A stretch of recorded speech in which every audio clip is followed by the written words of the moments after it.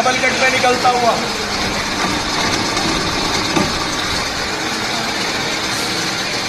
ये देखो double cut, कोई माल रहेगा ही नहीं इसमें अंदर, ये निकल गया डबल कट। 4 mm का वायर,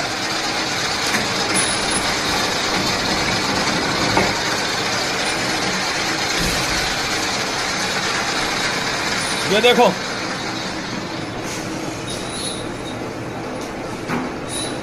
माल देखो कितना फ्रेश निकाला है इसने, ये पीवीसी डबल कट में। एक और दिखाइए बेटा तार, ये देखो फिर दोबारा जब 4 mm निकाल कर दिखाऊंगा डबल कट में।